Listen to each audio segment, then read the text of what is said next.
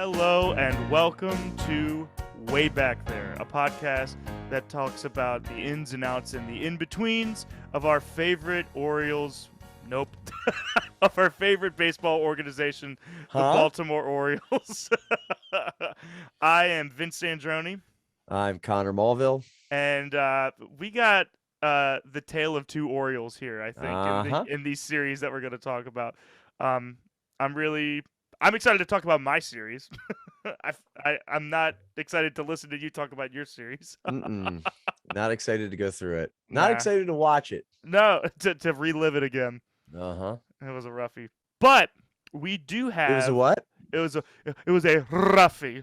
Okay, that's yes. what I thought you said. The common nomenclature. A roughie. Ooh, okay, so dude, every bad series is a roughie now. It is a roughie. It's a roughie. Between that and the pulled It's pork, awful. we're in great shape. Yeah. So we had some homework that we had to do after last episode. The two questions that we had were, we were talking about the Ramon Urias walk-off walk, and we were curious how many times that has happened for the Orioles in the past few years. And then you were curious about how many pitches we were taking as individual batters on the team. Do you want to go first, or do you want me to go first? Why don't you go first? All right. So walk-off walks, I was kind of impressed at how frequent they actually were.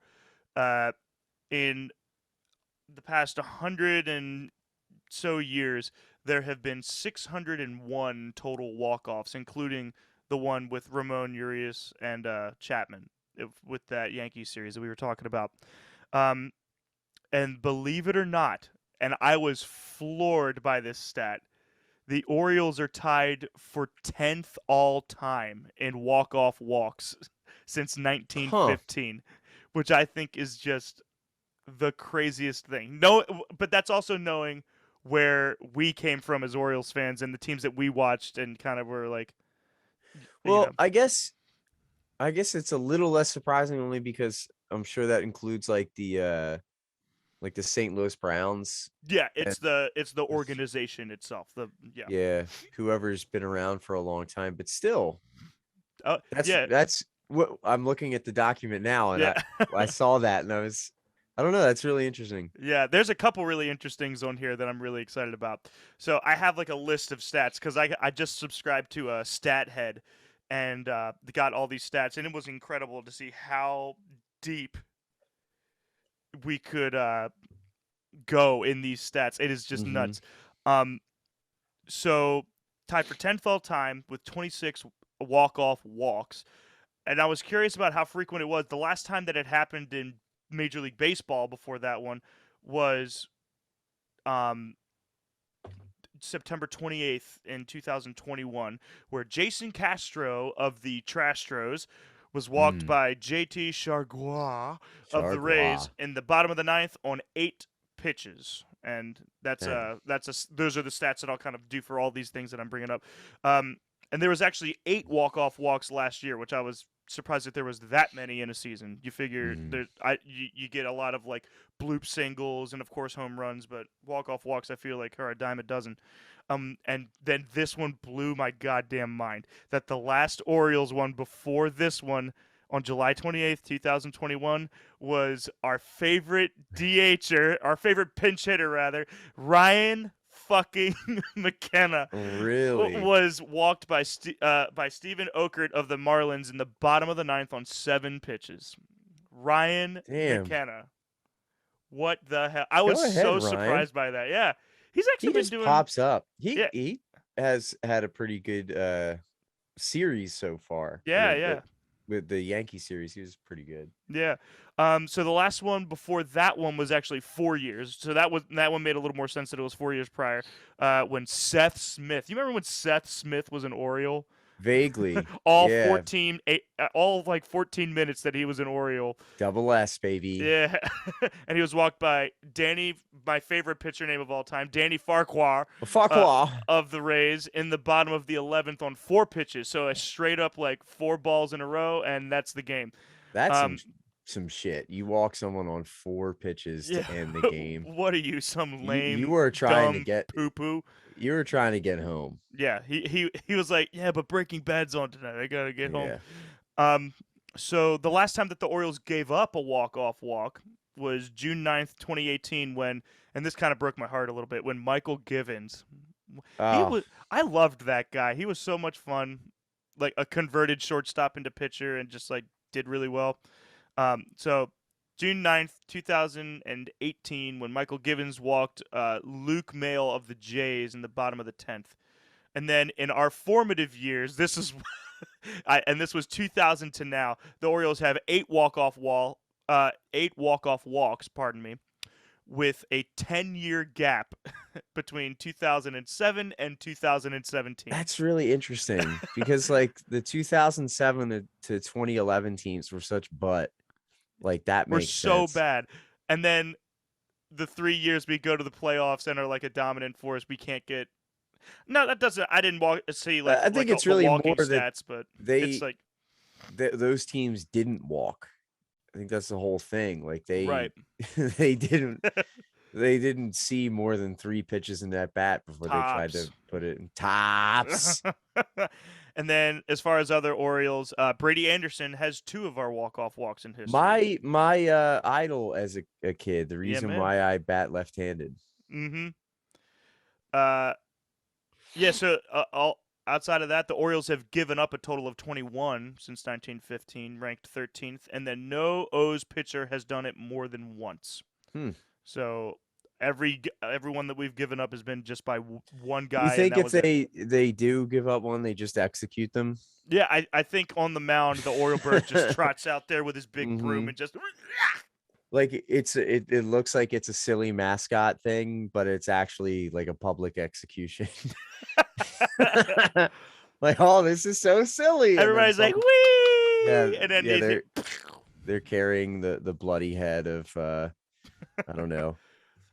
of poor Jim Johnson, never to be seen Yeah, again. we'll go with Jim JJ. Johnson, I guess. Dennis Sarfate. Oh, God. Tippy Martinez That walking off. was oh yeah, maybe Yeah. Tarpinez. Oh, that's a So, shit-eating yeah, game. so talk to me about these pitches per at bat because I'm really excited So to this hear about was this. the chart's a little bit outdated. I did this on April 23rd, Yeah. and when we talked about this last episode, it was really more of a hunch. Like it kind of just felt like as a whole, hitters were taking more pitches per at bat.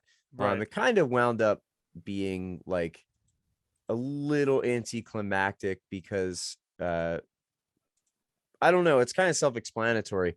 It looks like of the returning players from last year, from 2021 to 2022, or at least players of note who get significant at bats. Like at most, the majority, so 5 out of 9 are actually seeing less pitches. That's And crazy.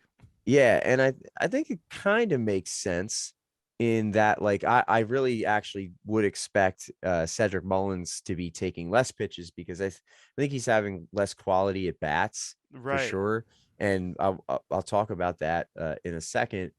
But like Austin Hayes, he's taking almost like a quarter pitch less per at bat.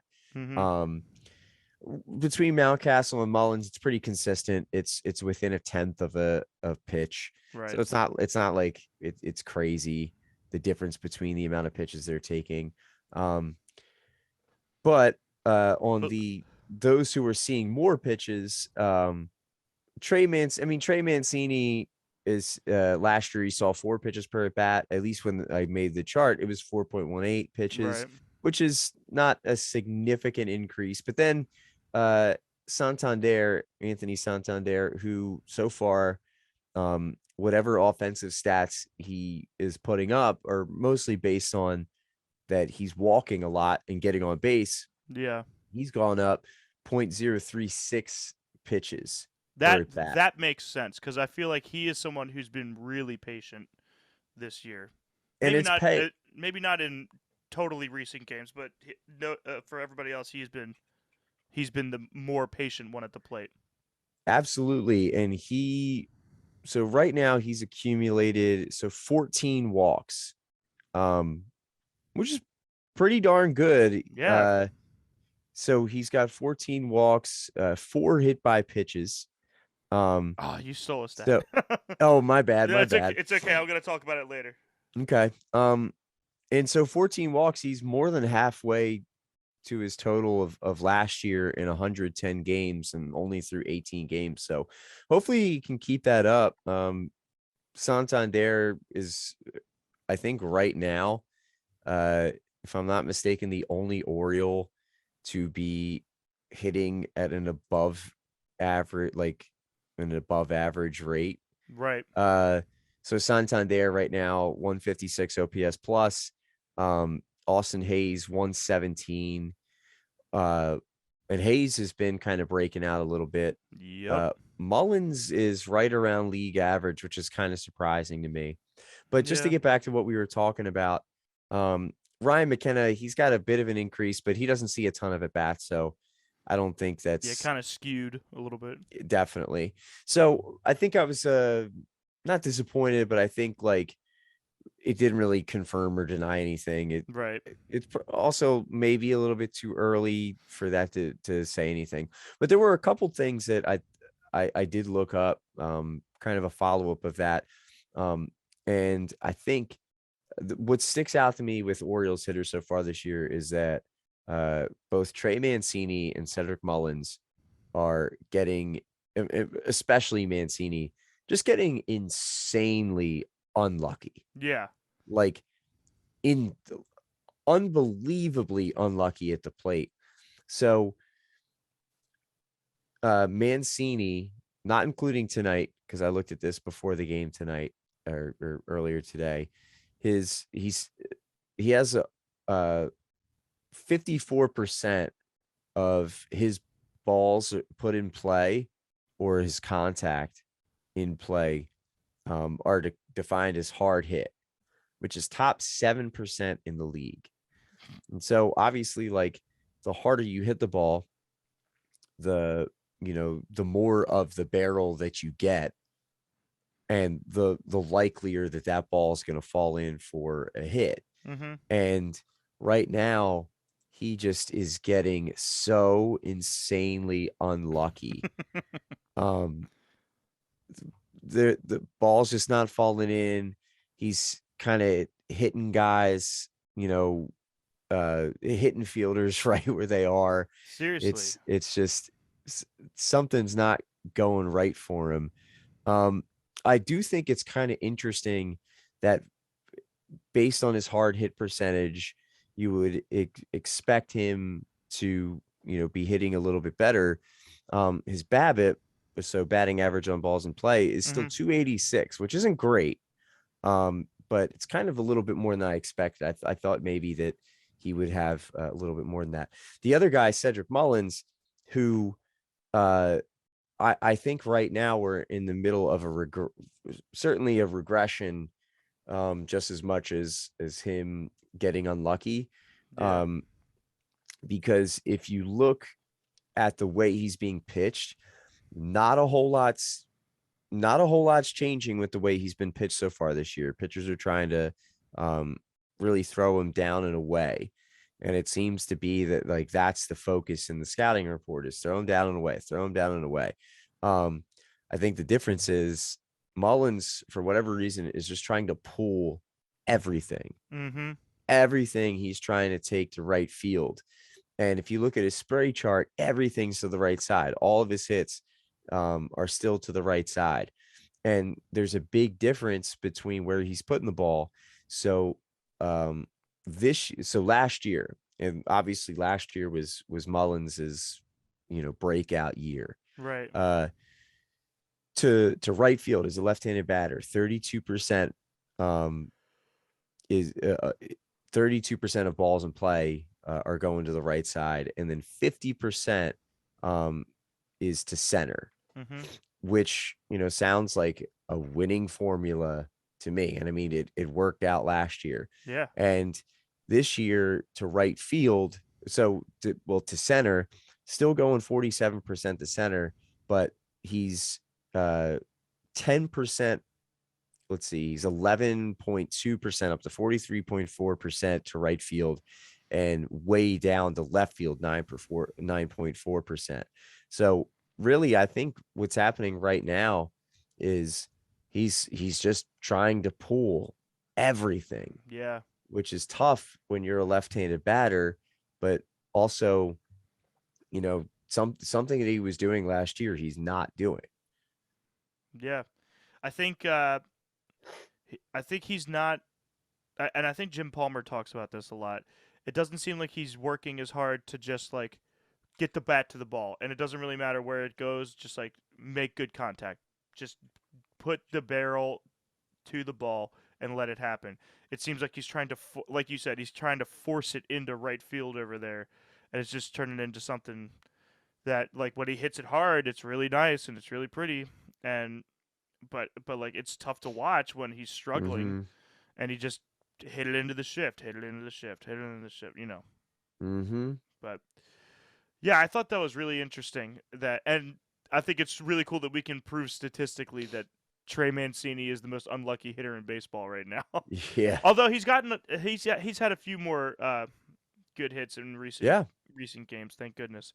But yeah, I thought that was really, really interesting. So why don't we hop into this Angels series, and we're gonna try to blow through this before we start rambling on incessantly and stuff, and we'll see how fast we can get. So, the first Angels game, we have our boy, Mr. Invader Zim, or as we called him after this game, Zeus Zimmerman, because I think we're gonna have to debate that a little bit. A little bit, yeah. We had Bruce Zimmerman going up against Detmers for the Angels, and it was a pretty solid game for the Orioles straight up. It was just, we kind of got the lead and we never looked back, which was nice because we haven't done that yet this year. So in the top of the second inning, we got our boy, the human skeleton Robinson Chirinos, singles on a ground ball and gets Santander and Ramon Urias to score that was top second. Top of the sixth, we get Santander to single and get Trey Mancini into score. So now we're up 3-0. And then Urias follows up with a ground out or a fielder's choice to get Mountcastle in. So we're up 4-0. And then our final scoring play is the Orioles. Again, the human skeleton Robinson Chirinos does another fielder's choice, and Santander scores. So now we're up 5-0. And then bottom of the sixth, this is kind of where Bruce Zimmerman fell apart a little bit. But I mean, I don't know if you can really call it falling apart. He gave up a couple runs, and that was about it. But Andrew Velasquez sac flied out to Cedric Mullins, and Max Stassi scored. So now we're up 5-1. And then Anthony Rendon, who had himself a hell of a series against us, belts a 2-run homer. So him and Mike Trout score in the bottom of the seventh, making it 5-3. But we do hold on, and our boy, I think we can confidently say our boy at this point, Jorge Lopez, comes in and shuts it down in the ninth. And not only shuts it down in the ninth, but this man shuts it down against Ohtani and Trout in the bottom of the ninth to end that game. Or maybe is that game 2? I think it might be game 2. I'm not sure. But so he faced the same part of the lineup 2 games in a row. Yeah. I think it was 9-1 and 2 both nights that he had the save opportunity. So some quick highlights that I put out for game 1, and then we can talk for sure. Zimmerman was awesome in this game. 6 innings of 2-run ball, and those 2 runs were his first runs he gave up all year long. He was 0 ERA up until that, so into his 3rd game. And he held Ohtani hitless that game. Ohtani made him look silly, dude. Yeah, he held Ohtani to 0 for 4, and I think I actually go over Ohtani's overall stats later on in this, so I'll hold those close to my vest in this. Well, my vest, but he ends up with 6 strikeouts and only 1 walk, so he had a hell of a game. Dominant pulled pork. Oh, Dominant oh, pulled baby. pork. Bautista comes in, pitches an inning, gives up a hit, no runs scored. Perez, Cionel Cionel. Perez. I don't know if I could ever say his name like Perez. Cionel, like Cionel. Cionel Perez. Perez comes in, pitches an inning, gives up 1 hit, strikes out somebody, and then Jorge Lopez coming in, shutting it Sure. down with 2 strikeouts. Yes, he Like did. dominant pulled pork. And then Santander goes 1 for 3 with 2 runs, an RBI, and a walk. And then Chirinos, who I started referring to him as Two Face in this write up because he got hit by a pitch a few nights before. Man. Come on. Okay. Dude, that's it. So we nailed it down. So Two Face Chirinos goes 2 for 4 with 3 RBIs. That was like such a cool stat to like observe. God, and just Two-Face is so good. I don't even care about the stats right now, man. Oh, that's beautiful. All right. I am creating a document right now of our all the nicknames. current nicknames. So Chirinos and silly words. You got to get pulled pork in there. Yeah. Ruffy. Oh. Well, and then we Chirinos have a Two-Face. Oh, okay. So pulled pork. We have tough we'll just call sweeps like getting swept. A roughie. That sounds so English, doesn't it? Ruffy. Like, oh, didn't you say that roughie last night? Oh, what a roughie. Oh no. The extreme Cockney accent. Oh no. No. Like 38 R's and no. Did you say a roughie? And this is just because I thought it was. I still think it's interesting. So in that game where we went 5-3, we go 3 for 10 for runners in scoring position, which I can totally live with that. Batting a little under 300, or no, batting 300. I'm fine with that. And we only left 4 on base. We did a really, really nice job with our runners in scoring position that game. And it was so, like I said, it was so nice to like get a lead and then maintain a lead and never give it up. It was really, really great. So that is game 1. Did you want to save any of your talking points until the end of let's save it for after the recaps. All right, cool. So that was game 1. So for game 2, and this was a fun one. This was a really fun one. I was putting together, I just bought a new grill, and I was putting together my grill, and I was like, screwing something in, and then I would hear the announcer, drives one deep. Oh. It was that whole thing.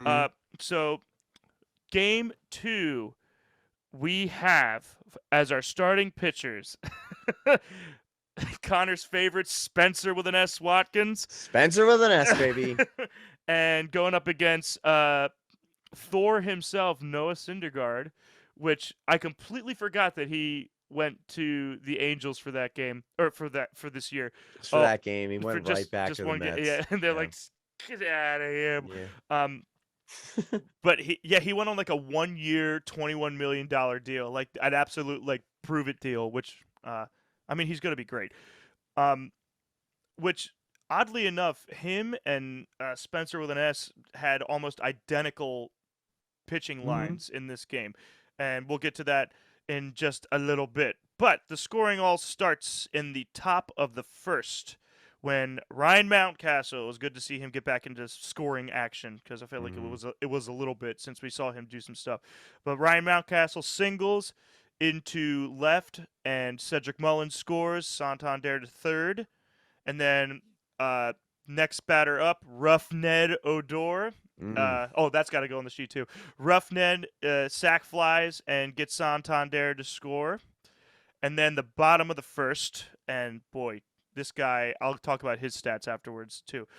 Mike Trout hits a big home run to make it 2-1 Baltimore. Bottom of the fifth, Mike Trout homers again, and another like ridiculous shot to left. So now it's tied up 2-2. Bottom of the sixth, Brandon Marsh absolutely annihilates a ball into center field, and Taylor Ward scores behind him, making it 4-2 in the bottom of the sixth. And if you remember the stat that I said after the last episode, where when the opposing team scores more than one run, the Orioles were 0-9 or something like that. And so I was like, well, that's it. That's the game. We're going to lose. And then top of the seventh, sac fly. And this was a challenged play, which was really cool. The Angels challenged a tag play, and the call on the field was upheld. So Trey Mancini did a nice little sac fly out to Brandon Marsh, and Ben Boom scored, and Mullins over to third, Santander over to second, and then Ryan Mountcastle again singles on a line drive out to left, and Cedric Mullins and Santander both score, making it 5-4 in the bottom of the seventh. And then, wouldn't you know, bring in that pulled pork. Dylan Tate comes in, pitches a hitless inning with a strikeout. Tell me about it. Joey Crable comes in, pitches a hitless inning. And then our boy Jorge Lopez comes in, gives up one hit, but 2 strikeouts again. Like you said, the same exact part of the order.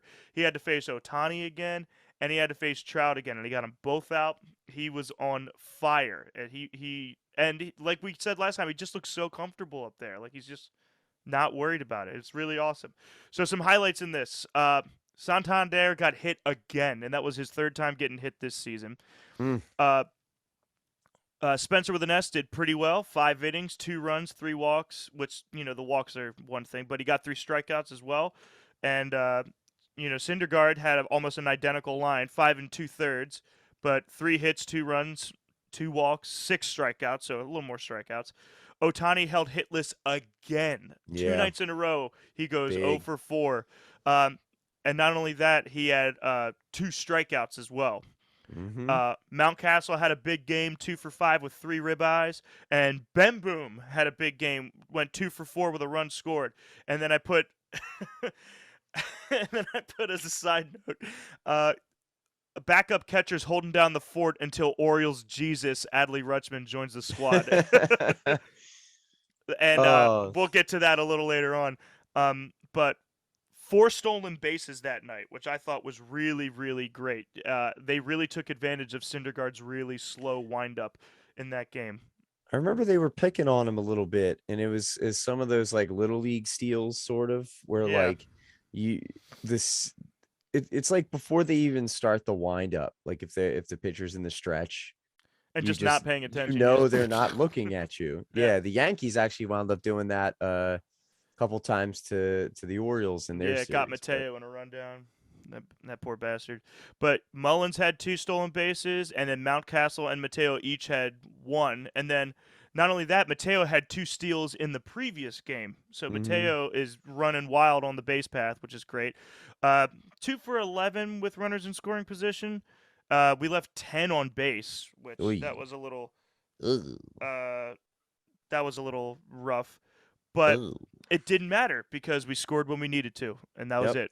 Getting 2 early runs in that first inning, how often is it that they get runners in scoring position early, don't capitalize, then you have to wait until the 4th inning because the lower half of the lineup can't do anything. Oh my God, yeah, can't do shit. So it's about this time where I would like to read. I have a love letter here. And this is, and notice where this took place. This took place after the 2nd game in the Angels series. I just want that to be known that that's when I wrote this. Not afterwards. That's when I wrote it. So what you're saying is this might not be applicable at this moment. Yeah, I think it's. I think at this moment it's a little outdated, but I think it's okay. All right, go ahead. So, this is a letter to Adley Rutschman. Oh, yeah. Dear Adley. Yeah. Words cannot describe how excited I am to see you in an Orioles uniform this year. I can envision your debut now. 6 for 6 with 6 grand slams, setting an MLB record 24 RBIs in a single game, meanwhile calling a Bruce Zimmerman perfect game, and in turn creating a ripple effect that leads to the Orioles' 15 consecutive World Series wins. It's going to be awesome. However, with you returning from an injury, no matter how serious, take your time. Oh. We are okay for now. Two-Face Chirinos and Ben Boom both are holding down the fort, both behind the plate and at the plate. And I put a little edit here that says kinda, and that's for the future series. They have proven they can handle the heat and will cover for you dutifully until you are absolutely 100% without a doubt, no ifs, ands, or buts, triple dog dare, butter on your toast, ready to be our savior. Also, take solace in knowing that you are going to have two backups that will be able to fill in effectively, something the Orioles have lacked for the past 425,633 years of existence. Can't wait to see you.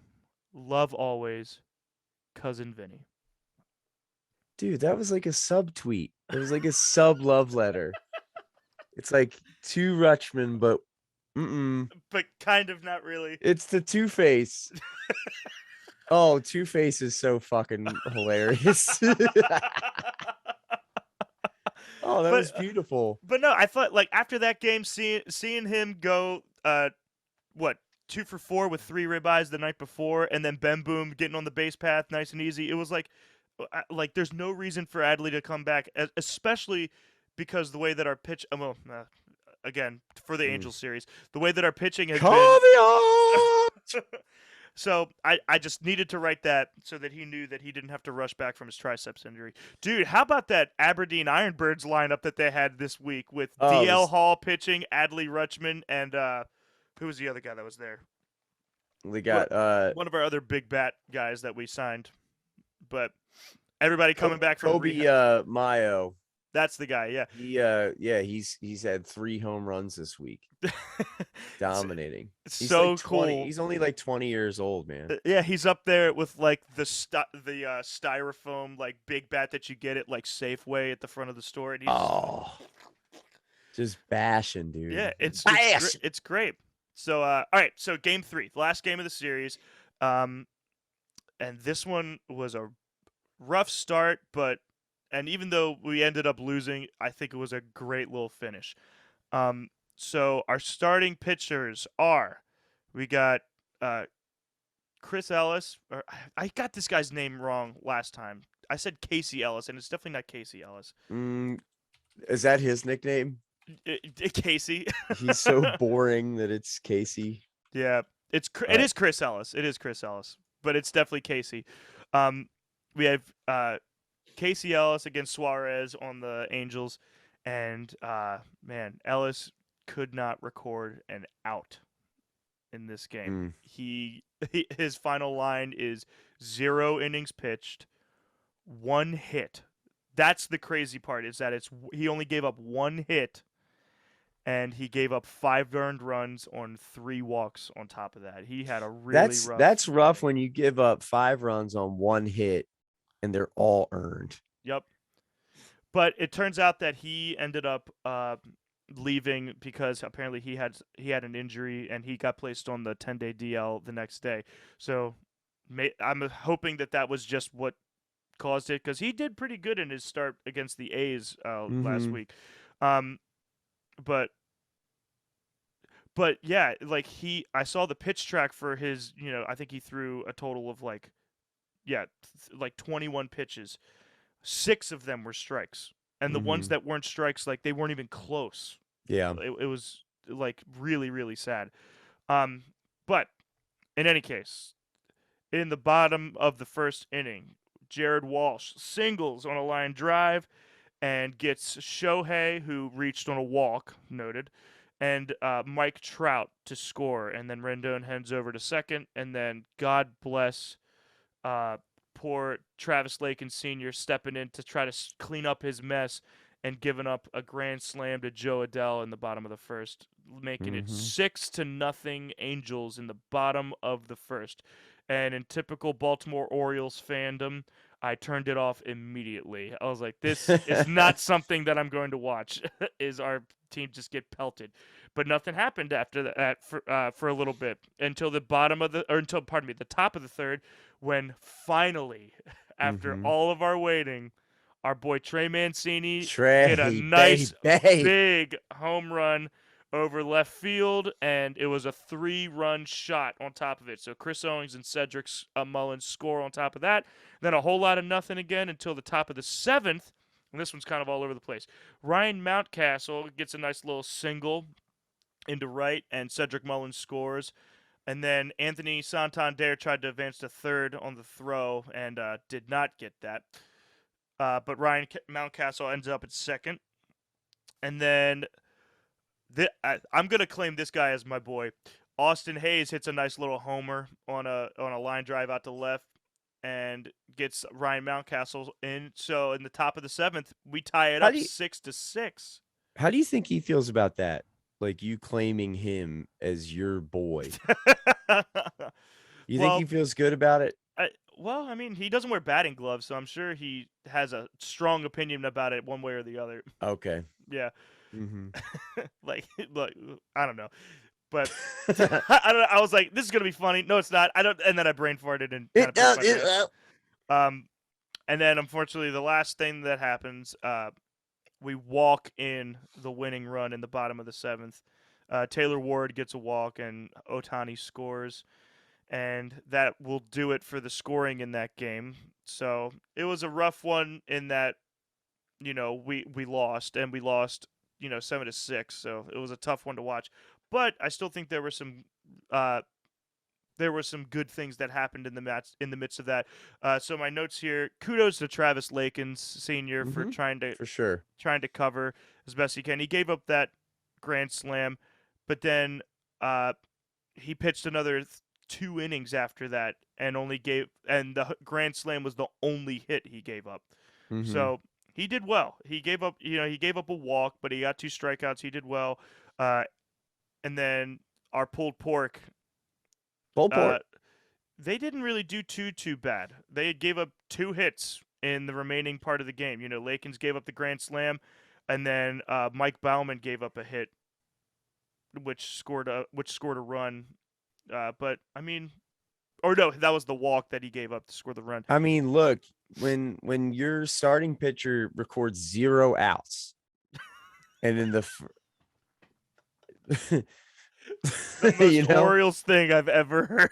Yeah, in my life. The most 2017 to last year Orioles. 0 out, doesn't even make it a 0 out, a single out. Injury aside, that's still not. If you don't watch baseball, John Means ripped his elbow in half and still pitched 4 scoreless innings. He got 4 yeah. So to work 9 full innings, and give up 1 run over the course. Yeah. You really can't complain about that. No, they did. I thought they did. Yeah, 5 hits over 5 pitchers. That's all they gave up for the rest of the game. But the big thing that hurt us that game is that they also gave up 6 walks, which that's what ended up destroying us. But basically all of the Angels scoring, it took place in the first inning, and so they really held them down, which was great. Kind of that prevent defense in football. Like, yeah, you can get to the 20-yard line, but you're not making it past that. But the bats picked up big time today. Mullins went 2 for 3 with 2 walks and 2 runs. Mancini went 2 for 4 with a 3-run jack, and then Hayes went 1 for 4 with a 2-run jack in the 7th. And then Santander got hit again. So. Damn. That was 4 times already this year, and I was like, that seems like a lot. So I looked up the most times someone's been hit in a single season, and then the guy's name is Ron Hunt, and he got hit 50 times in one season, which I think is insane.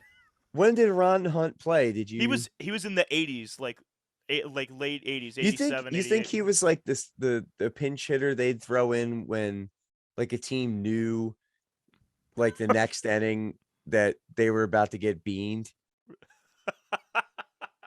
Like, that's their prevent defense. Put Ron Hunt out there. Yeah, like all right, Hunt, suit up, Hunt. You're getting hit. So I thought that was cool. But what I did like about this game is that it showed me that both pitching and hitting are capable of winning the game for us, which was really refreshing Yeah. because we scored 5 runs in the last 2 games in the series, but we were also up early in the first one, and we only had to come back by 2 in the second one. Where in this one, we were down 6 in the bottom of the first. Like you said, our starting pitcher goes no outs, and we managed to bring it 0. within 1 run, and our pulled pork does all the hard work. Like it was a tough loss to take, but I was thrilled with the result because our team showed a lot of moxie, I thought. 3 for 10 with runners in scoring position and 7 left on base. So, my overall notes for the series, and this is what whenever you want to chime in, Connor, it's all you. First note says, "Fuck yeah." Crazy pumped about the first 2 games and not disappointed about game 3. Starter leaves early with an injury, which is why he put so many on. Still came back, and pulled pork only gave up 2 more runs in relief. And then here's Ohtani's stats for the series. Hit me. He went 2 for 12 with 2 runs, so he got on base, 2 walks, and 5 strikeouts. That so some of those strikeouts too. I think the book is change-ups, like a right-handed pitcher, change-ups, low and away. Yep. Running off the bat. Yep. Out of the zone, and then he any bites lefty almost every time. Yep, and then any lefty who faces him, either slider, curveball, some like cutter, Big whatever time it slider, is, yeah.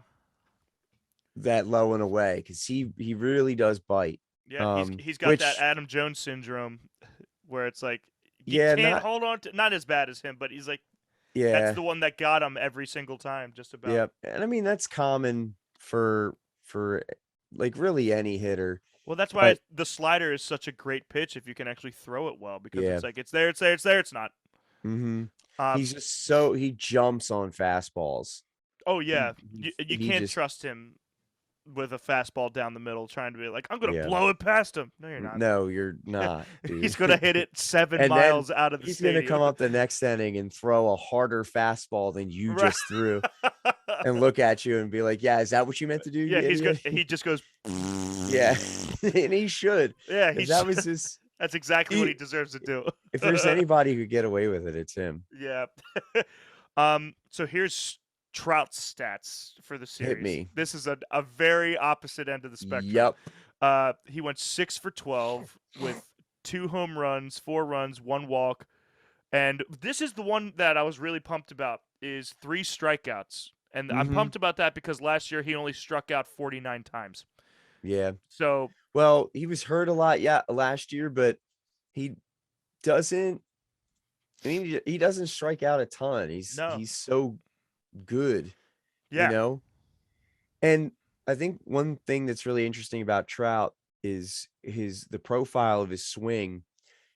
He's got such an exaggerated kind of looping swing. Yeah, and like it's part of why like he barrels up so many balls like he did in the 9th inning. He had the 2 home run game, but I always think about like all of the terrible coaching that I received and that everybody else receives of like, oh, swing down on the chop down on the ball, put the ball. The reason why Mike Trout's so good is because his swing meets the path of the ball as gravity kind of does its work and comes into the plate. And it's like, how much of a disconnect is there between like, these old farts and New Balances and tucked in polo shirts and the hat resting directly on top of their head. you gotta swing down on the ball and you gotta put the ball in play.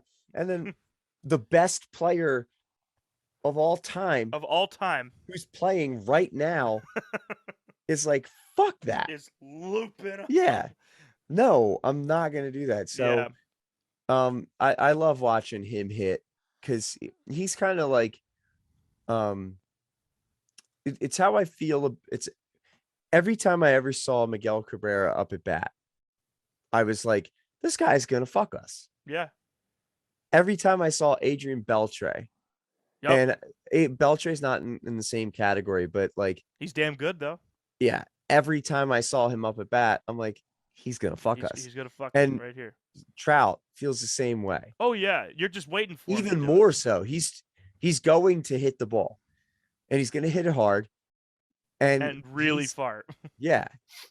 And it's kind of like you just accept it. So well, and it's such a short swing too. With like you got guys like Cody Bellinger on the Dodgers who finished their swing and the bat's looping back around on the opposite side of his body, whereas Trout swings and he stops here. Yeah, it's like a golf swing. It's really kind of interesting. Yeah. I mean, with this series, it was so encouraging to see the Orioles pull out some of these victories, like game 1, just jumping on a team like that. Well, I mean, in game 1 and game 2, the Orioles, if I'm not mistaken, score first. Yeah. They score first. In they both score of those early. Games. Yeah, so they get runs early, allows the starters to have a little bit of breathing room, the tiniest amount of breathing room. Doesn't put so much pressure on the bottom half of the lineup to be producing.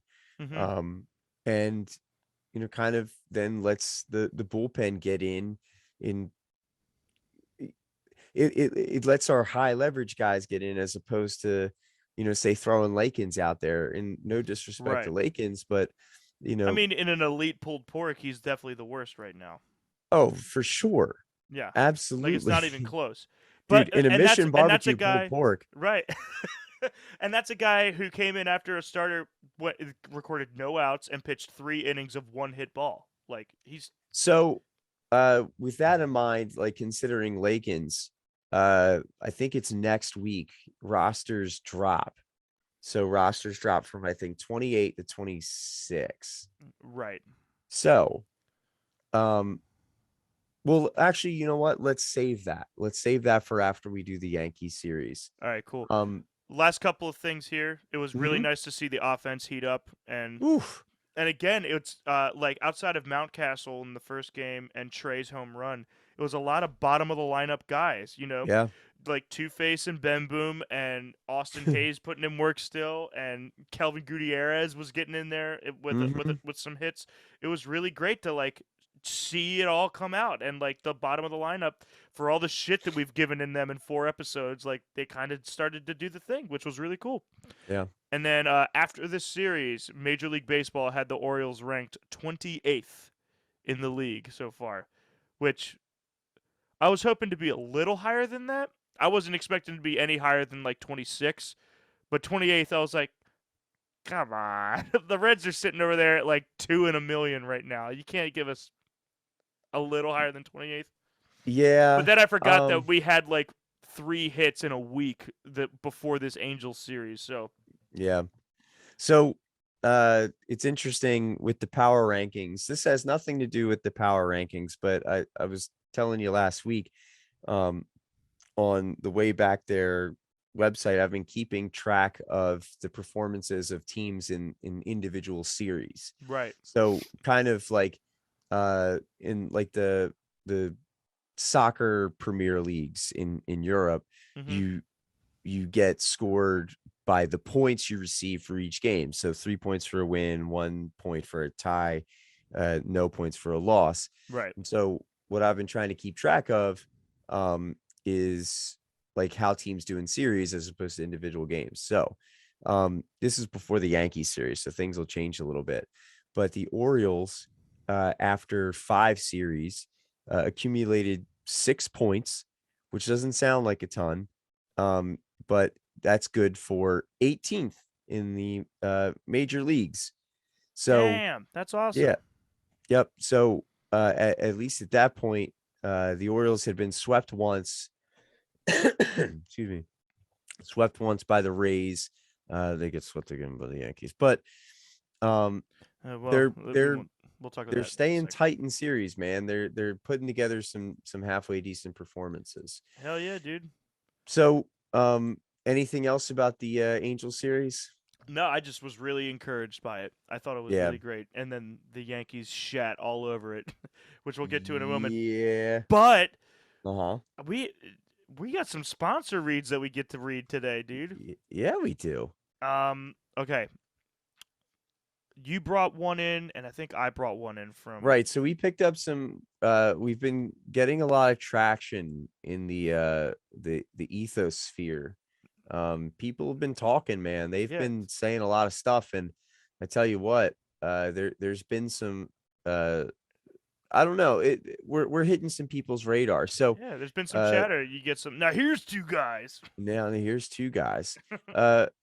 So uh here we're gonna take a break, and here's our first ad read. Cool. Uh, uh, ah, oh, oh, ah. Hey, Cotton Man, what's the matter? Oh, I've been trying to scale the Andes Mountains with all this cargo, and I gotta tell you, it's doing a number on my back. You know, I used to have the same problem.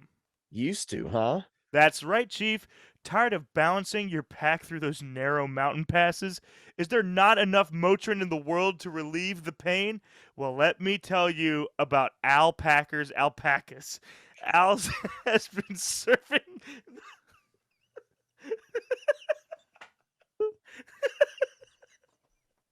The Baltimore area for 50 years. Whoa, that's a lot. That's it's almost 60. 50 years by breeding and distributing the most trustworthy pack animals this side of the equator.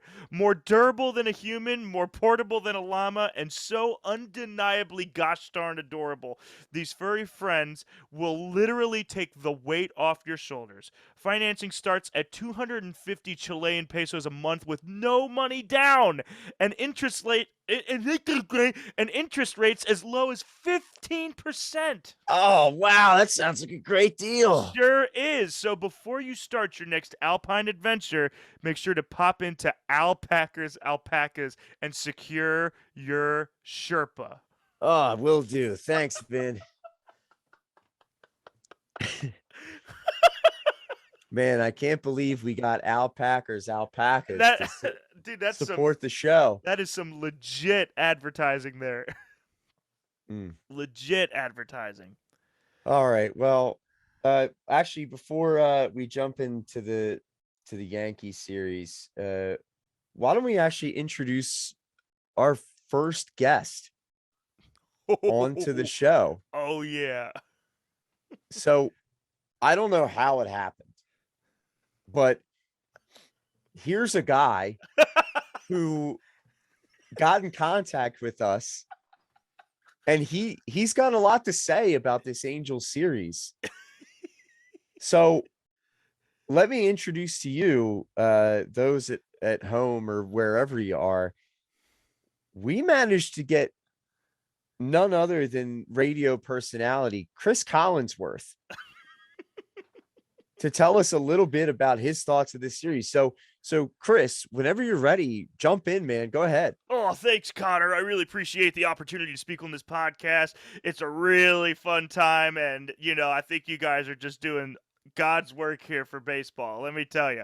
Nice. Now, but I do have one thing to say about this whole thing. Now, so here's a guy that the Orioles have been having in their lineup for a long time, and not only in the Angels series, but just in all the recent series, the last 10 games, this guy has been turning on into another gear, and he and he has done some really incredible things in a lineup that has the likes of Cedric Mullins and Ryan Mountcastle, Anthony Santander, Trey Mancini, those 4 stalwarts you're waiting to just do all the heavy lifting for a ball club that has no business winning more than 50-some games. And you got a guy. Here's the guy. This guy.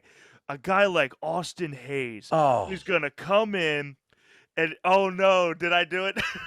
He's going to come in and he's going to, in 10 games, he's going to accumulate 19 hits. 19 hits. And not only that, in 10 games, this guy is accumulating 9 RBIs. He is responsible for almost half of the Orioles' runs in the last 10 games, just doing what he's doing. It is absolutely remarkable. This guy, one of the best to do it in the league with his no batting gloves. Where is this guy? Where is this guy? Oh, where? This guy. Oh gosh. Is he over there? He's way over there. Oh, so he's not here? No, he's not. He's not here. No. But but where is? Yeah, I keep gesturing this way. He's like, oh, yeah.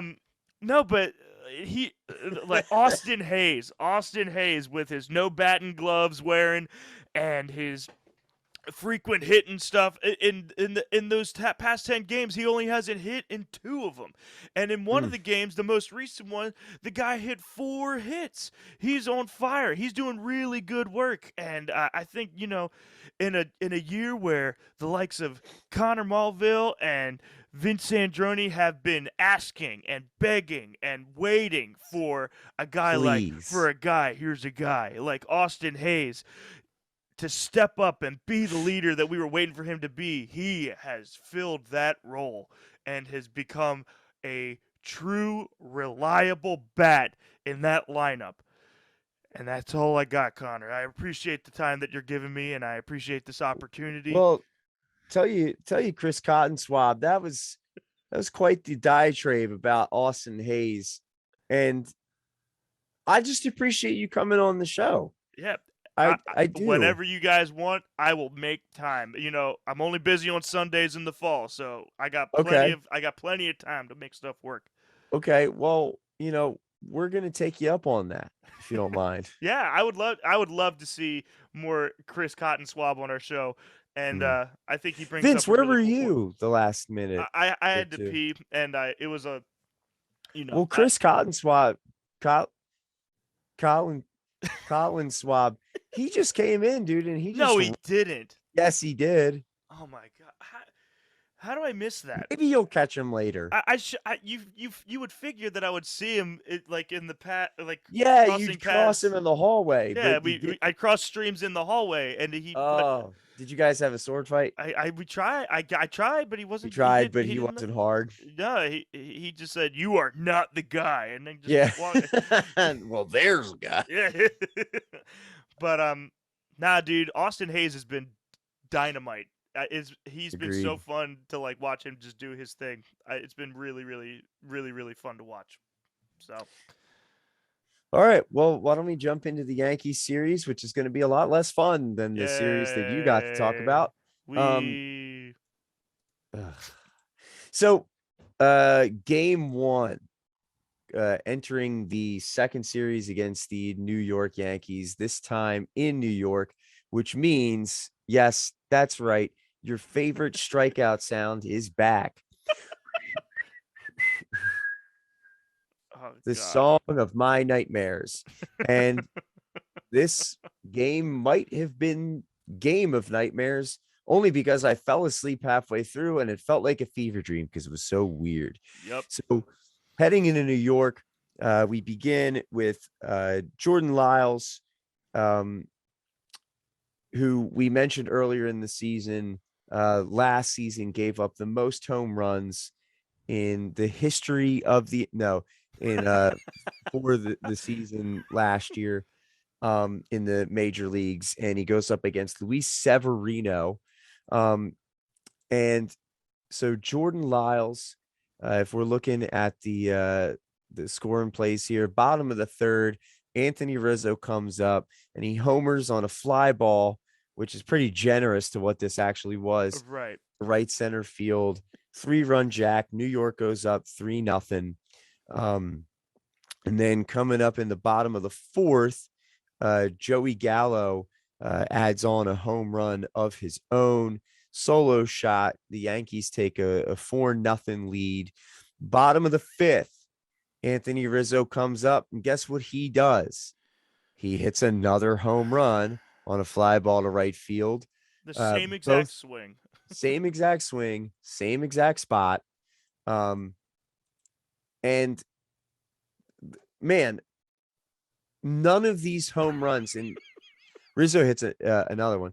None of these home runs would be out in any other stadium. And I know it's been a talking point. Like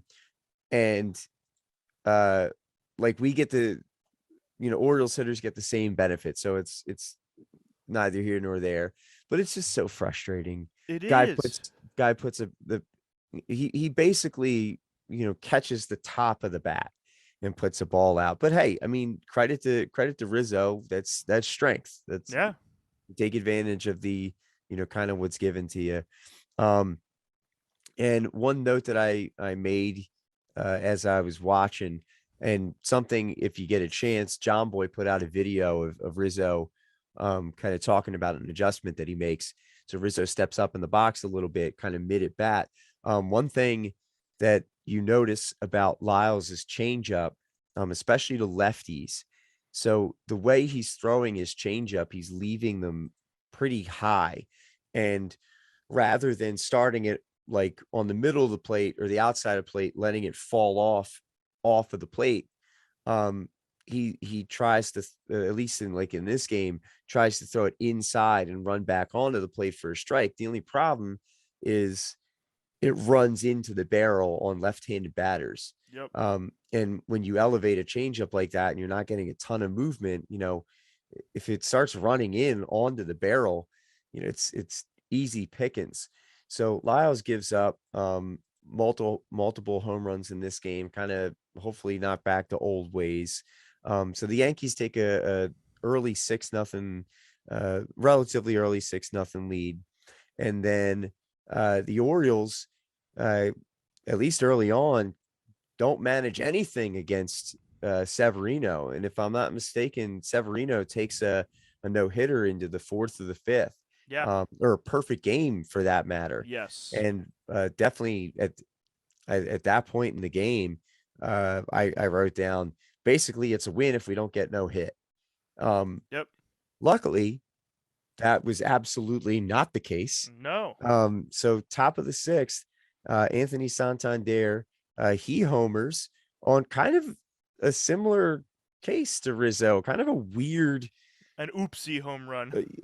No business being a home run, but he hits a 3-run shot to left field, just getting over the wall. Baltimore brings it back 3-6 there.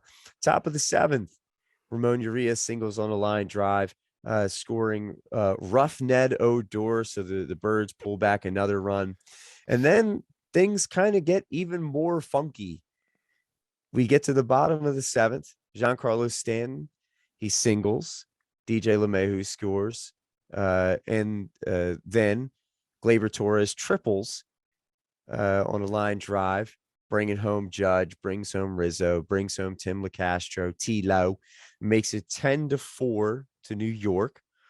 And honestly, this is about the time when I fell asleep because I've been kind of feeling under the weather. Yep. And then I wake up, top 8, Trey Mancini, he singles, scores Cedric Mullins, so it's 10-5 Baltimore. And then Austin Hayes comes right back. Your boy, your claimed boy. That's right. He hits a home run. Trey Mancini scores. Rough Ned, Rugned Odor scores as well. So the Orioles pull it back 10-8. But then bottom of the 8th, the Yankees, they kind of finish things off here. Aaron Judge hits another home run. And then to cap it off, for just about the weirdest game possible. This is why I was saying the game of nightmares, because like watching this game, tired as all get out. and like barely being able to keep my eyes open. And then Rizzo hits another weird home run. Just keeps happening. Yeah, it just keeps happening. This one's off Alexander Wells. This one's it the way that the ball reacted. This one was reviewed and then confirmed. The way that the ball reacted kind of looked like it went foul, and then either the wind or something happened that brought it back, maybe just in time. So Rizzo at that point hits his league leading 8th home run of the year, putting the Yankees up 12-8. So final box score. The starting pitchers, both pitchers of record. So Luis Severino picks up his 2nd win of the year. Jordan Lyles picks up his 2nd loss of the year. Lyles didn't look great. There's not a whole lot to say about it. I think he's been pitching fine. I'm not disappointed, but gives up 3 home runs, elevating the ball. 6 of the runs that he gave up, all 6 are earned. Goes 4 2/3. Not great from the bullpen or the pulled pork. I think this is really one of the first games where the pulled pork started to show some kinks in the armor. Maybe because, hey, guess what? It's not a good idea to have your bullpen throw 9 innings the game before.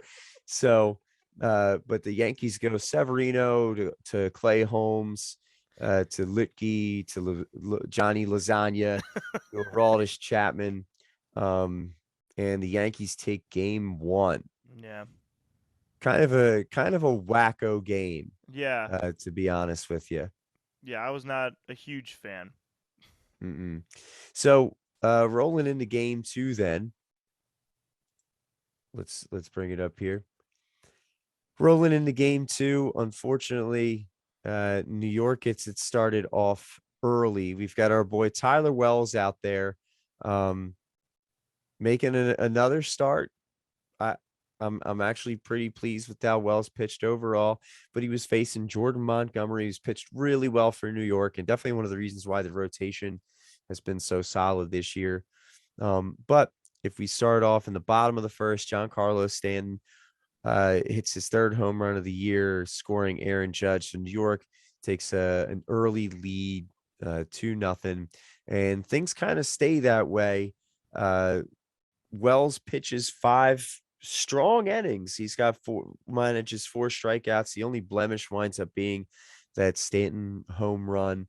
And it's not until the bottom of the 6th when Anthony Santander, he comes up, he hits himself a homer, kind of a moonshot, a pretty long home run. Yeah, it was impressive. I liked that it one. really was. Mullins winds up scoring.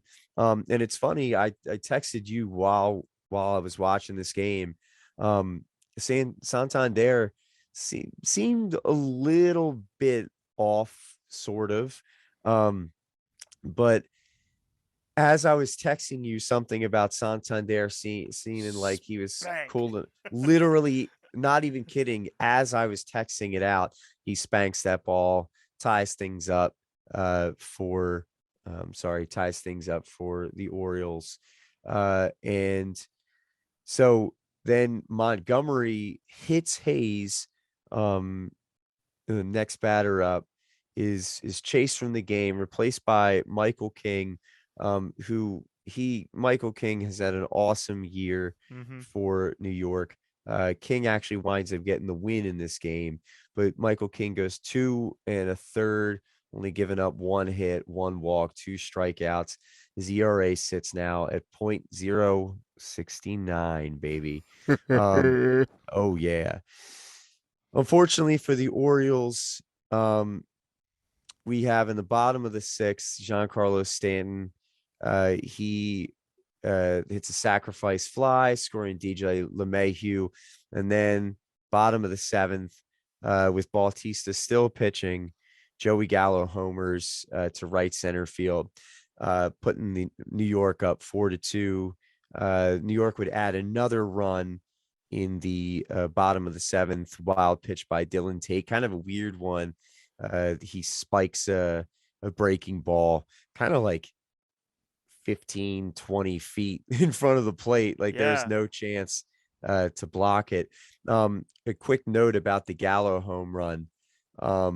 So with that, I think the Gallo at bat really shows some of the growing pains that like not only the rest of the bullpen is going to go through, but also Bautista as a young pitcher. Still, Bautista's got great stuff, but Bautista, or sorry, Gallo. I mean, we've seen Gallo now, at least at this point, for 5 games, and kind of couldn't get anything going other than the home run the night before, and really just breaking balls low and away, breaking balls low and away, off speed, low and away, low and away, and yet, and this is where I kind of got upset at Chirinos, is like major league hitters are insanely good.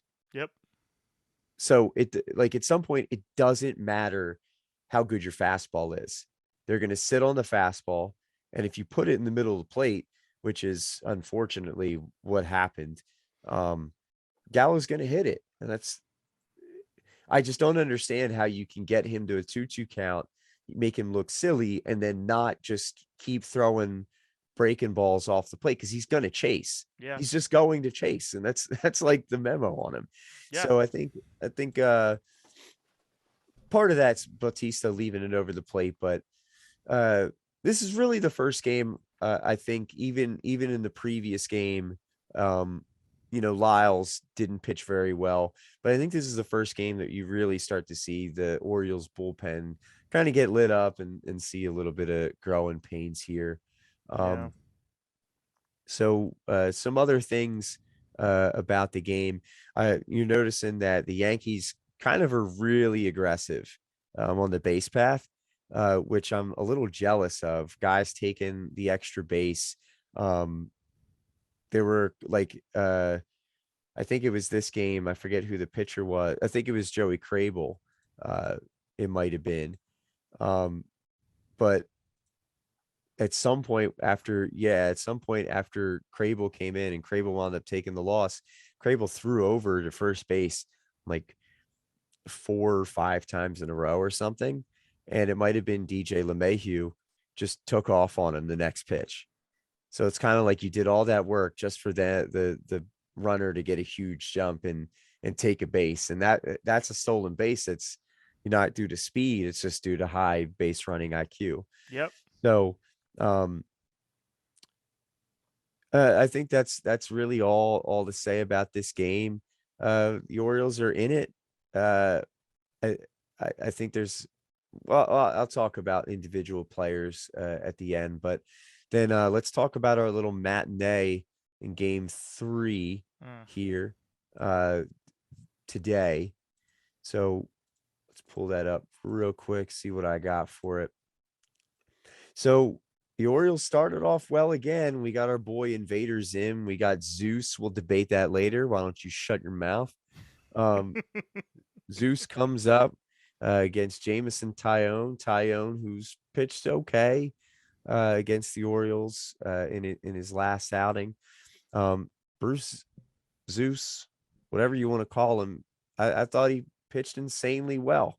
Yeah. Insanely well. He's still got an ERA under 1.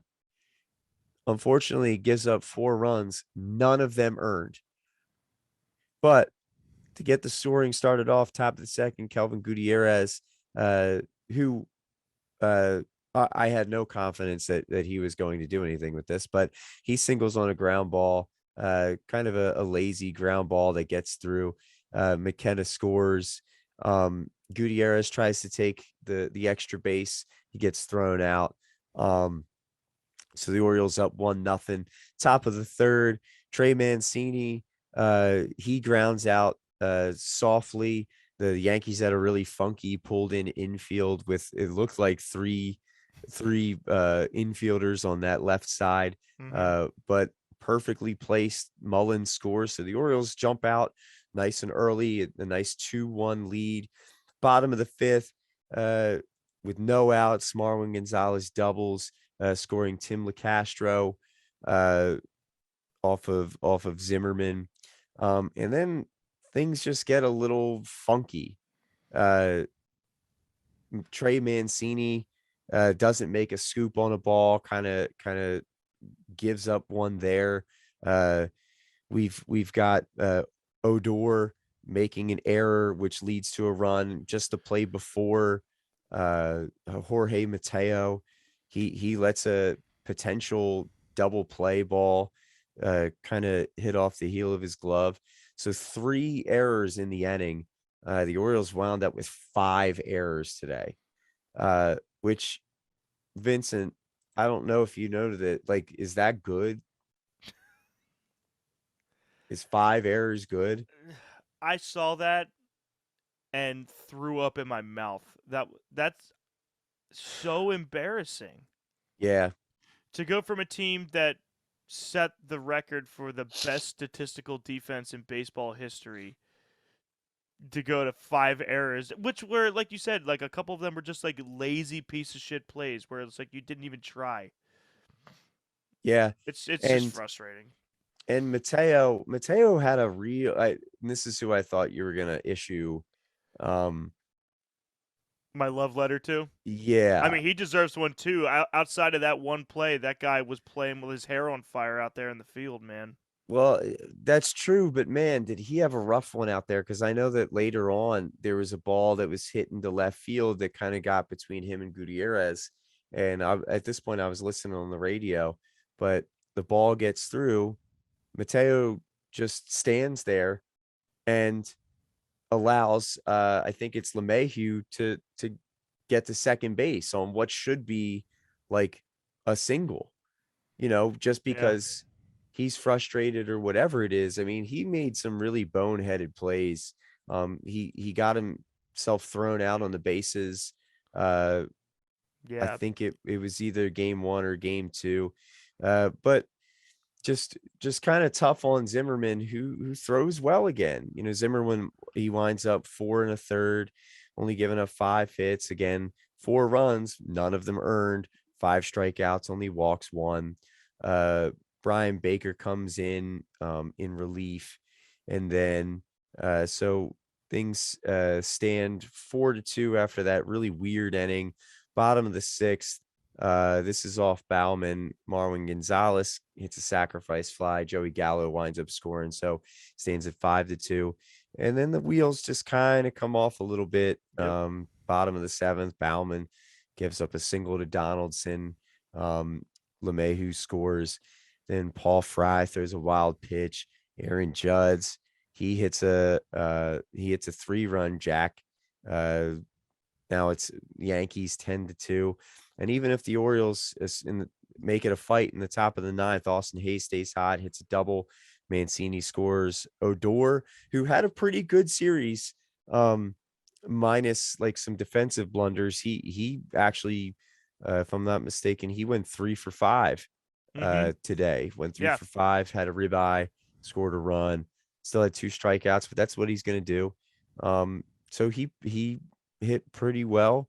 But when you put yourself in a 10-2 hole, it's tough for this lineup to come back, even if they've showed some heart, which I think is encouraging. Yeah. So final lines, what's it called? Miguel Castro, he comes in, he gets the win, his second win of the year, relieving Tyone.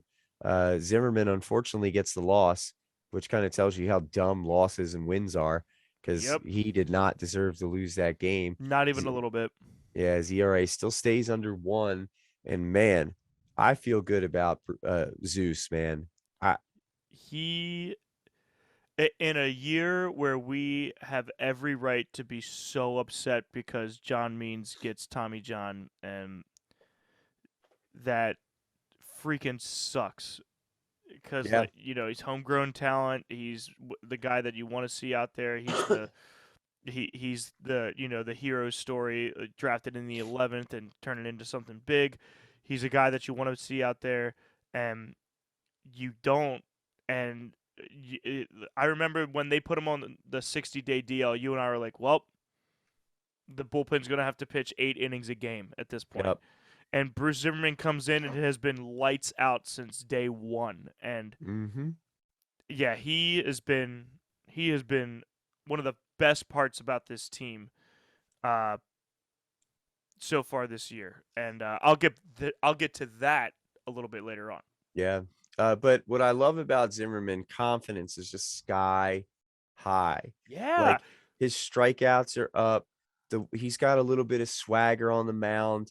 You know, he throw there were a couple times, I think he did it to Stanton, Judge and Stanton, you know, two like fearsome hitters, striking them out. And then before the pitch is even called or they swing, he's like walking off the mound like, He's already turned dude, around, dude. I There's love the no way you're swagger. gonna hit that. Yeah, he to see that and similar to like Jorge Lopez, like there just doesn't seem to be an ounce of worry in his eyes when he's pitching a game. Like he just seems so at ease in this. And you know, we talked about Mike Elias basically saying like, "Hey, every pitcher on the Orioles pitching staff, like put up or shut up this year, and like if you can't keep up, you're fired." And Bruce was like, "Okay, I got you," and is like running away with one of the best starts we've seen out of an Orioles pitcher in a really long time. Yeah. This is really So cool. unfortunately, the Orioles get swept in New York. It was a roughie. It was a roughie. Um, I don't know. I don't feel as discouraged as maybe I thought I would be.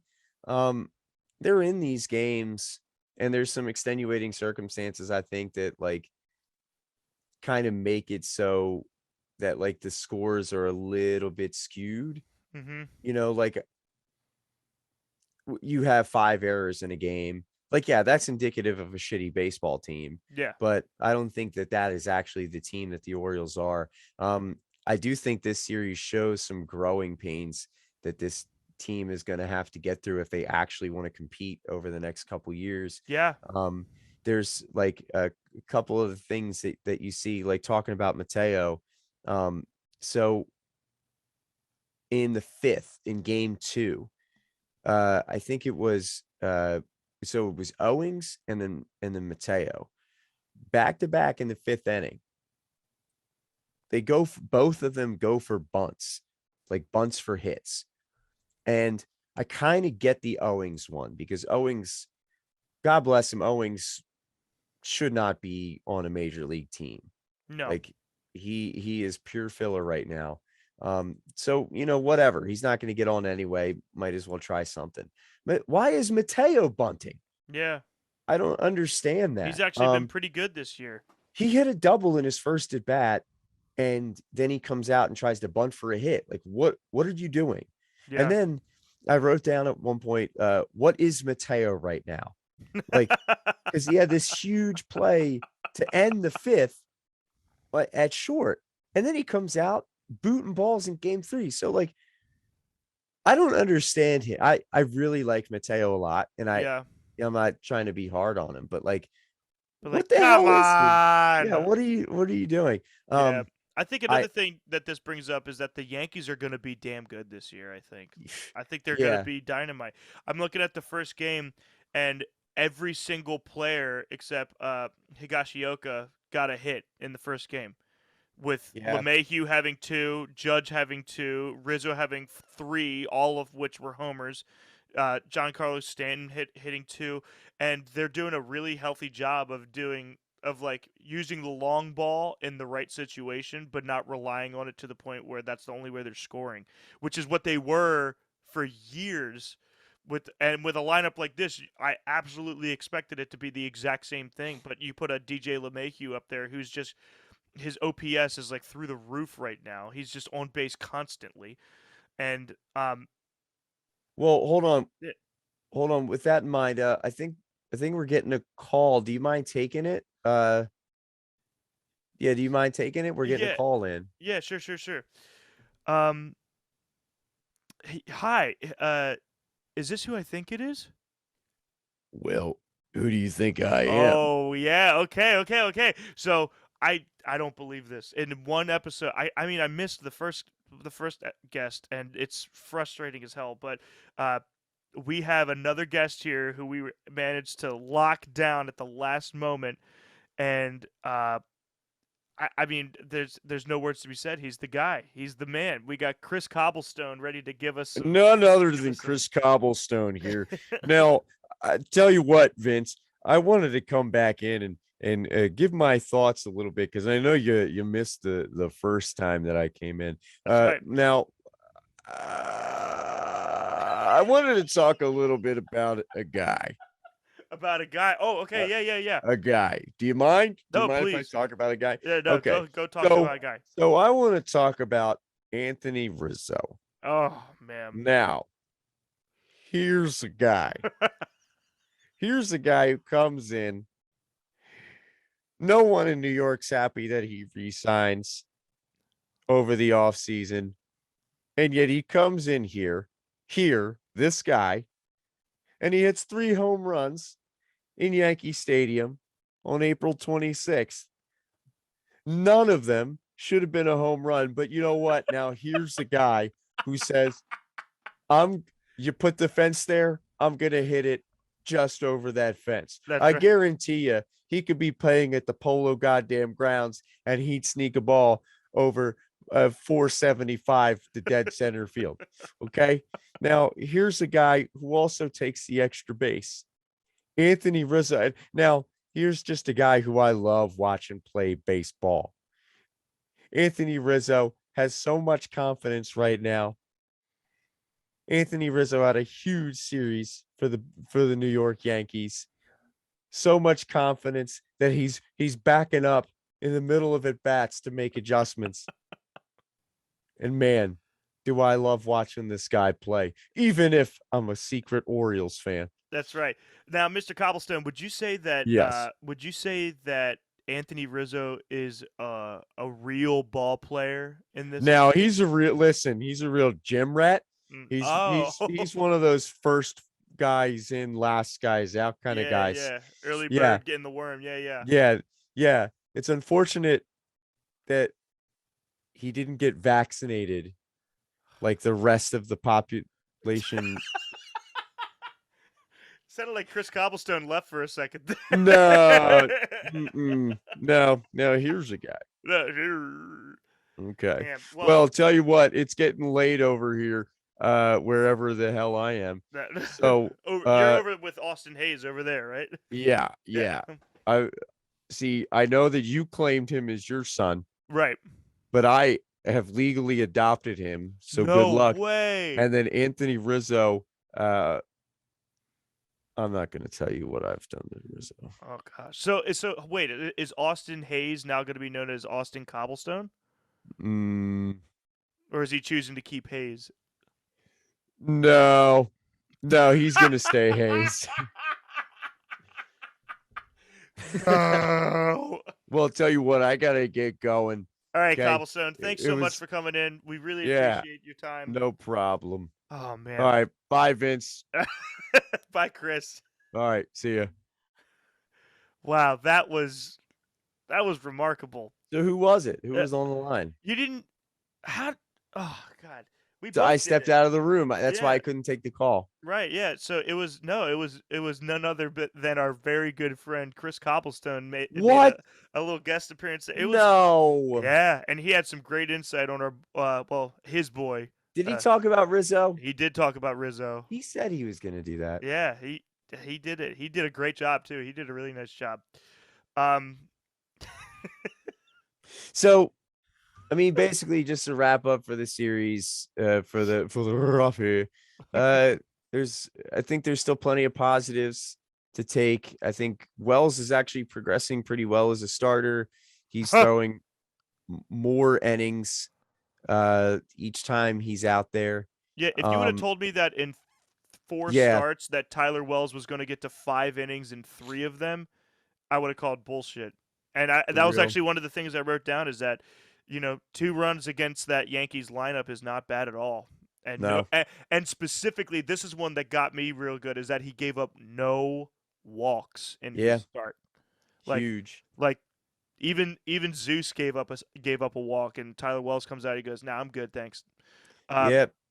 But And Zeus is I think the other. I think he's for real. I think he's going to be for real this year. and just wait until Grayson Rodriguez comes in and they have both of them anchoring in the top of that rotation. It's just going to be phenomenal to Yeah. watch.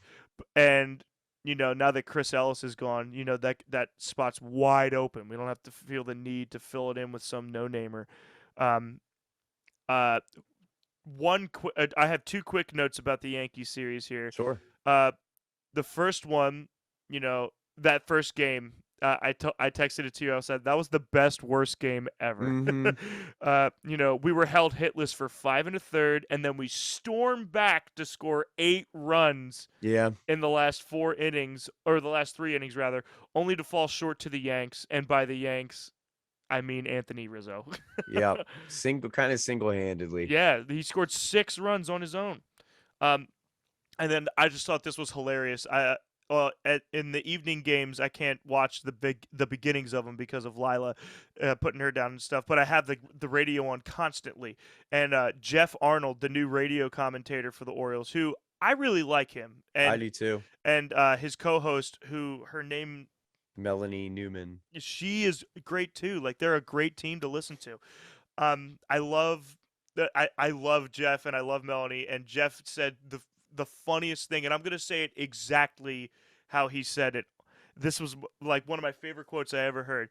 So, I can't remember who was against, but someone had 2 strikes, and he goes, "And what you're hearing in the background is what the Yankees fans call the Imperial Alarm, a siren that is played when the opposing batter has 2 strikes. It is the single most annoying thing in baseball." and that cadence broke me. That there was no break in this thought. I Like I can hear it now. I know exactly what he you're talking about. knew when he started that thought, he knew where his punchline was. And then Melanie was like, "I got a couple other ones that could rival that." And he goes, I would rather see the wave and the woo instead of the Imperial Alarm." That is awesome. It was so, and I thought you would appreciate that as a wave hater yourself. I thought that was Oh, the so, Waves suck so many wieners, dude. but I thought that was great. And then, yeah, outside of Mateo, like sucking a dick in the last game, he had some really nice plays at shortstop. Um, yeah, it was I mean, it was a tough series, and I think we're gonna see that the Yanks are here to stay for the remainder of the year. I think they're gonna be dynamite. I agree. I think the first two games, really were just that team it's just they're just better, Yeah, you know. through and But through. Like can't there's really not one be too part of it. mad. I thought like uh kind of tonight, like sort of the same, or this afternoon, sort of the same way that I felt about a lot of games last year with Means. Like I kind of, especially early on, felt that any start that Means was in, at least we had a shot. It's Yeah. kind of how I feel about Zimmerman right now. And it's just Mm-hmm. kind of a shame that they really, the difference winds up being, errors in one inning of play. Right. So One shit inning ruins a whole it's game. it's sort of encouraging in a weird way of like, well, hey, at least we're in the games, against, one of the best teams in the AL. Yeah. But, if we actually want to start competing, then like kind of have to get one of these. Yeah. So At some point, yeah.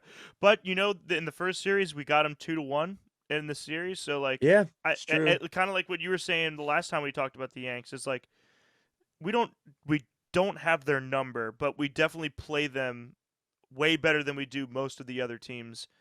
Mm-hmm. So, yeah, I think that this series, while it sucked, there's still stuff to hang your hat on. Like Yeah. again, hitless through 5 1/3, and then coming back to score 8 runs, I think is remarkable. Mm-hmm. Um, I think honestly, it was pitching that's really struggled through this. It was specifically the pulled pork had a kind of a rough series of just giving up big hits and untimely fashions and stuff. But Mm-hmm. I'm not terribly upset with the result. I mean, it sucks, but I'm not too upset with it. And I think that the next 2 series that we have are going to be ones that we can kind of take a little bit of a breather we got the Red Sox coming up this weekend, which I mean they're good. They're going to be good, and that's going to be that. But then we have the Twins after that, Mm-hmm. and it's a 4-game set against the Twins, and all of those are home games too. And I think our home field might actually be playing a role in our play in some cases. Look, out of division, you know, the Central is pretty weak Yeah. right now. Like any games that we get against the Central, um, no game is must have, not for this team, not right now. But Right. if they want to be successful at some point, those are the series that you have to either split, take 2-1, at least be in. Yep. The West right now, the West is tough. Um, they've got the Angels are playing well. Houston's not playing great, but Seattle is. So man, it's just going to be tough in division. Yeah. That's going to be the hardest part is that we got 4 of the best teams in the AL that we have to try to do anything against. And I don't know if we're gonna. But Yeah. uh but I'm not too worried about it. I think we're in a good spot. I think this was a humbling little series that we needed because we were really high on our team for a while, and I'm still high on it. I still think we're going to be great. Um, and speaking of which, I have a quick stat that I want to blow through, if that's okay with you. Um, Yeah. so as of Monday, April 25th, so this is before the Yankees series. Uh, Mm-hmm. according to Baseball Reference, these are the top 12 Orioles, uh, organized by WAR. Um, and some of these I think are totally duh, absolutely. And then some of those I was really surprised at. So number one, you could probably guess who's number one right now. Is it Santander or Zimmerman? It's Zimmerman. Zimmerman's Okay. number one, and then guess who's number two?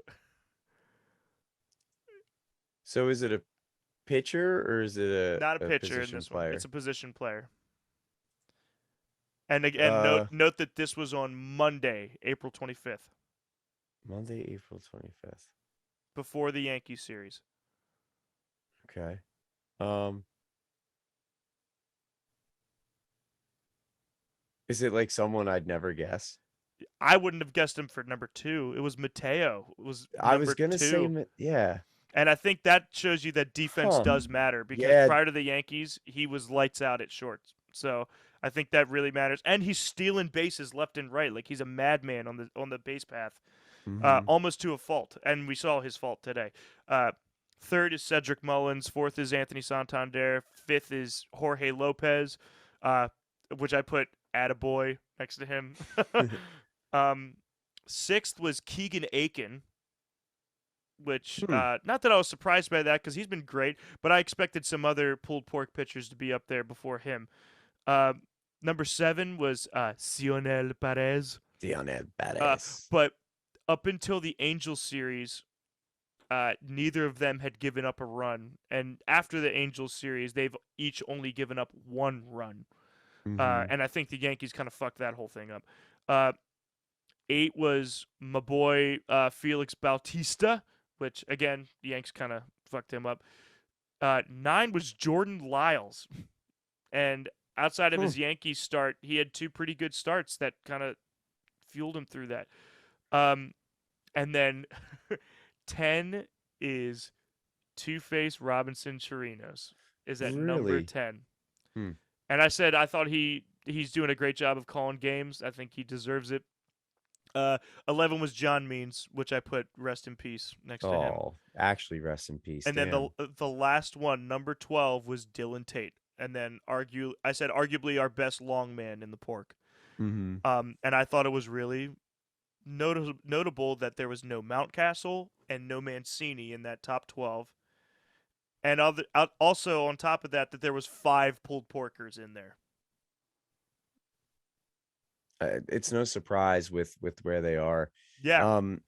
And I think in this that's interesting because after the Yankees series, unfortunately for all the talk of how good the pitching's been, right now where the Orioles stand, after that series in the AL, pitching has kind of taken a little bit of a hit. Yep.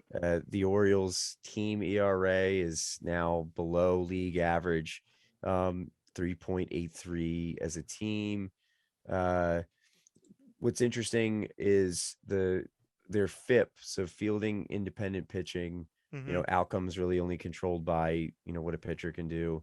The Orioles have they are at 3.99. So pitching's definitely taken a hit. Yeah. Yeah.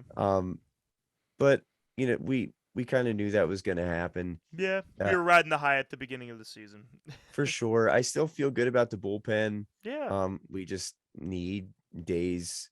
We need more starts of 5+ innings. Yeah. Like, absolutely. And then I guess going into the Red Sox series, the Orioles remain the second worst American League team by runs scored. They just can't score runs. They've only Yeah. scored 54 runs this year. As a team, their batting average is 208. Their on base is a little bit better, getting up by 300. So they're walking a little bit. Yeah. But I will man, say that outside of the, after the A's series, which was just fucking atrocious, where, we scored 1 run in the first 3 games of the A's series. Um, if you eliminate that A's series, every single game except for yesterday's game, mhm, from April 17th, where we beat the Yankees 5-0. From that game until today's game, eliminate the A's series, we've scored no less than 5 runs a game. So mm, it's weird because we do suck so bad at scoring, but yeah, like it seems like we're on the upswing. You would a hope that little we bit. are. Yeah. But at the same time, the pitching's starting to tank a little bit. Um, but I I think the Red Sox series will be fun to watch. It'll just be a different team. They've played the Yankees 6 times in 2 weeks is the Yeah. worst.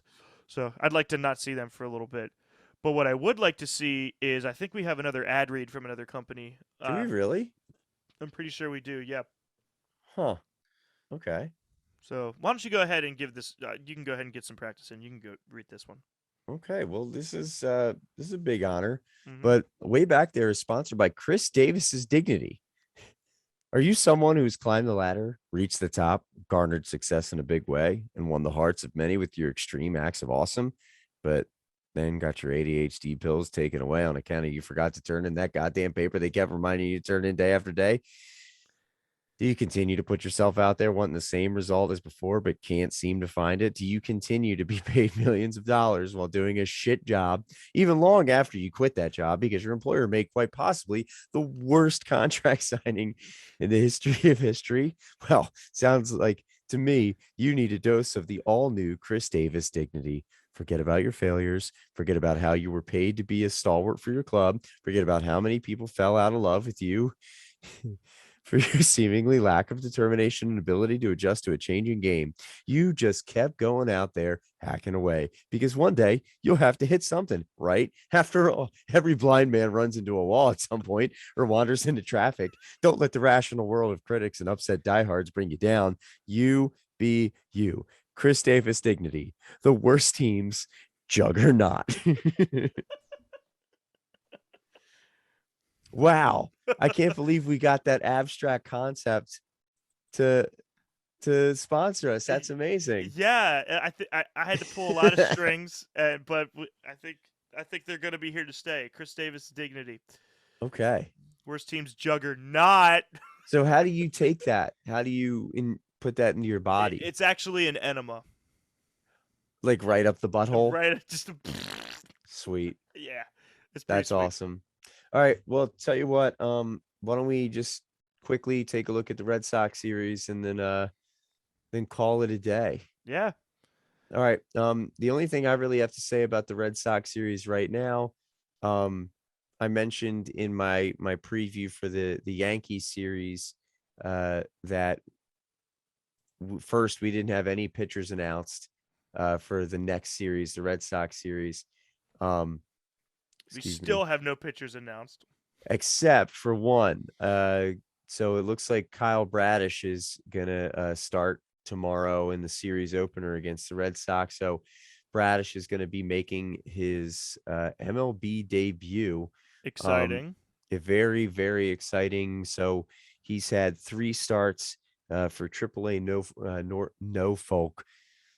God damn it. AAA Norfolk this year, 1.2 ERA, only giving up 8 hits, 2 earned runs, 17 strikeouts. Opponents are hitting 148 against him. So he's absolutely dominating this year in AAA. Yeah. I'm excited to see him come up and pitch. Yeah, it's going to be nice to have a fresh Orioles rookie coming up and to see him and to come up with the accolades that he's got. You know, because I feel like we brought up Brucey last year, or was it the year before? And it was purely like we just need a body in the rotation. And Yeah. you know, I'm happy to see that Bruce has panned out, but to know that Kyle Bradish is coming up, and it's like, nah, dude, you earned your spot in this rotation, pitching as well as you did. Um, that's gonna be really fun. And he's going up against the old Oriole, Rich Hill. Remember when he pitched for us for like 38 minutes? Yeah, like in 1938. Yeah, right. Yeah, Because he's 1938 old. minutes. He is old. So He's like 106, 107. something like that. Yeah. So Uh, the Red Sox, as it stands right now, uh, not having a great year either so far. I Eight mean, and 12. obviously 8-12. Obviously, it's early. Um, they're they themselves are kind of right at league average offense, so it's not like they're setting the world on fire here. Um, they have been smacked up a little bit by the Blue Jays. That might be part of why they're uh, not playing great, but Yep. doesn't matter. Uh, so yeah, I mean, we'll see. I think we're going to be more competitive against. I think we're definitely going to be more competitive against Boston than New York, at least right now. Yeah. So hopefully, things are a little bit more optimistic after that series. Yeah. Let's hope for it.